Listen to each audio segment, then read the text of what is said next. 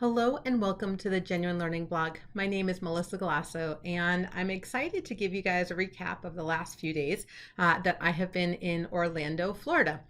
So this was my last AICPA Council meeting. I have finished my 3-year term. Unfortunately, I did start during the pandemic, so it was a little bit bittersweet for me. So only some of my sessions were in person, but I am grateful for the opportunity. And I had a wonderful time in Orlando, beautiful weather, lots of amazing people. So I thought I'd give you a little bit of a overview of what we did. It is a public meeting as opposed to our regional meetings, which are private.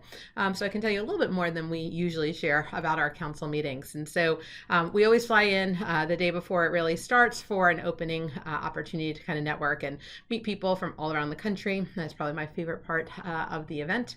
But then day one kicked off with some welcoming remarks. And again, Corey Ramsey did a phenomenal job of getting us ready for an exciting day. And then Sarah Gosh, who is the association co-chair, also gave her remarks, both of them really looking at the accomplishments of their last year, as this was their last meeting as chair and co-chair of the association. So the AICPA and SEMA each have take turns chairing and co-chairing. It goes back and forth as we go through this. And so Corey was the chair of the AICPA, but he was also chair of the association during that time. Probably the big hot topic, though, for the morning of day one was the start of our normal session. Barry usually does a professional issues update. This time it was called Inspiration Through Uncertainty. But I think the really interesting part, we did get a normal update like we always do. But after he took Q&A, Barry announced his retirement. And Barry's been at the AICPA as the CEO for the last almost 30 years. I literally don't remember a time before Barry when I was talking to him after the session on Monday. Literally my entire time I have been a CEO or CPA, he has been the CEO. So it was very moving. There were lots of, you can kind of just feel the air leave the room when they made the announcement. So definitely a moving time. So he has announced his retirement as of December 31st of this year. So we will be getting a new chair, and they sound like they have, or new CEO.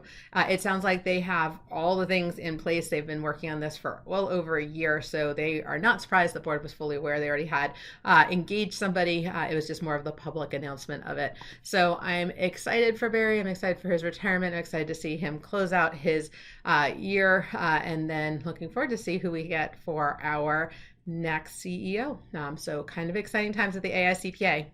While we also had some of our more required elements for business model transformation, which came from PCPS, the talent pipeline NPAG draft report. So we've been talking about the National Pipeline Advisory Group and the work that they did. And Sue, Lexi, and Jen did a phenomenal job giving us an update and even make us take a pledge on how we're going to move forward with our pipeline.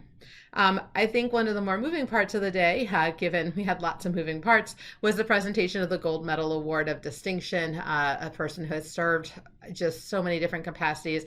A true statesman, Robert Cuppers, received it, and it was really cool to get to watch Tracy Golden present that. So very, very cool. And then the afternoon big topic was the report of the nomination committee, because that's when we get our new chair, vice chair, but also all of our new board members, et cetera. So Anoop Mehta, who was the chair of the nominations committee, led us through some of the nominations. So no surprise, we all knew Carla McCall from Massachusetts was going to be chair of the board for the Institute. Again, we have the Institute and we have the association. Carla will be the co-chair of the association. So they kind of go back and forth in the chair, co-chair position. And then very exciting news was vice chair of the board of the Institute for the next year is going to be Alexandra Kessler. We all call her Lexi, so it's kind of funny to have to say Alexandra from Maryland. So I cannot believe we're going to have another Maryland chair. I feel like they've had way more than their fair share, but they've done a great job bringing people up through leadership. So exciting. She did lead the NPAG group. So we've gotten to know her really well, and I'm excited to see, two women in a row kind of go through leading. And with that concept of women there, the board of directors, which is the smaller group that again has the association, but then they also have the Institute here for the board of directors. They have Angela Ho from New Jersey, Rumby and I'm sure I'm mispronouncing this and I apologize, Petrozello from New York, who did speak at one point, so I did get to meet her, Michelle Schumacher from North Dakota, Annette Stalker from California, and I'm very excited, Jackie Tracy from Rhode Island. She chaired WIC when I first started, and so I got to know Jackie pretty well, and I'm excited to see her take on this next item. But as you can see, the entire board class is female, which is really exciting. So an entire class of women joining the board, and so that was a pretty big announcement. And then our new council members at large. So I have an at-large seat. Most of the seats at council are appointed by the states. And so whether that's their chair or whatever they're going to do, each state has a certain number based on their population, they get assigned. But there's also a number of at-large, and you get a 3-year term. And so that's why I'm rolling off my 3-year term. But I was very excited to see David Almonte. He actually is a former Leadership Academy grad, same year as me. So very excited for that.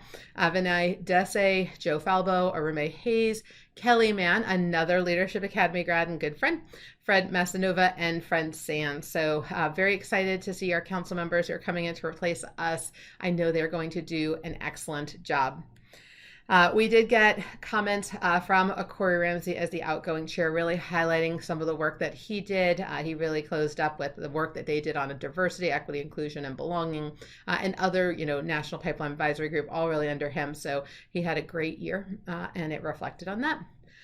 But the evening closed with the inauguration of the 111th chair of the AICPA, and Carla McCall is just the most authentic person. I've gotten to know Carla over the last few years. I've gotten to see her at council meetings, but also she's spoken at other events like the NCACPA's Women's Conference, and I've gotten to get to know her a little bit more, and she is a very inspirational person for me, and I'm really very excited. She starts and ends all of her meeting with gratitude. She just brings this different point of view. She spoke at the last council meeting for regional council on how her firm and their core values and their human first, and she's definitely inspirational. I am excited. I'm bummed I will not be on council while she is chair, but I have high expectations for what she's going to accomplish. Her daughter was there, her husband was there, and so many friends and partners. And so it was really cool to get her. And she was in hot pink, not afraid to be herself. And that, I think, is, the word that we would describe her as authentic. And so I'm very excited to see her over the next year and all the work that she gets to do, and then to be followed by Lexi Kessler. It's just going to be a phenomenal couple of years at the AICPA. So after that closing, we broke for the evening, and most of the states meet together. And so North Carolina did. We had a lovely dinner at a steakhouse, and we got up early in the morning for day 2 to hit on Gen AI, an opportunity for the profession.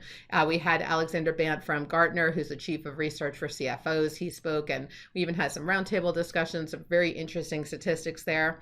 Matt Snow, who's also from North Carolina, he is I want to say, I'm going to get this wrong, he used to be the CEO of DHG, and then they merged into Forvis, and I want to say he's chair of the board of Forvis or something to that extent, but he's at Forvis. He's here in Charlotte, and he's just a really nice person. I sat across from him at dinner, and just really awesome human, but he did the ever exciting report on finance and operations, and they presented some of their findings in our annual report for 2023. Then we got into some more what's going on in the profession. So we did tax advocacy and service update and strategy from, and I don't want to even attempt to pronounce any of their last names, but Melanie Lauridsen, which is tax policy and advocacy vice president, and Eva Simpson, who's the tax practice and financial planning vice president. And astounding that the IRS thinks they do a phenomenal job and we don't think they do a great job at all. So really interesting statistics coming out of that. And then they closed with Mark Peterson, advocacy executive vice president, and he definitely really gave us some eye-opening remarks about what we're seeing out there. And obviously with an election year, lots going on in Washington, D.C., and then Carla close us out. And so officially Carla's reign. I'm off of council. I'm going to roll on to FinRec and the Enforcement Committee. So I'm not done working with the AICPA. I'm excited for this upcoming year. But council was really a moving experience for me. So I really enjoyed my time in Orlando, and I look forward to other ways to be able to assist as we go forward. But I thought you guys would be interested on some of what was going on behind the scenes there.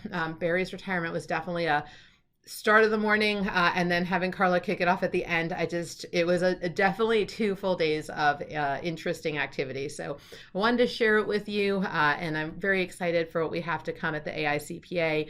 And if you haven't volunteered at the AICPA, aicpa.org/volunteers, get involved, pick a committee.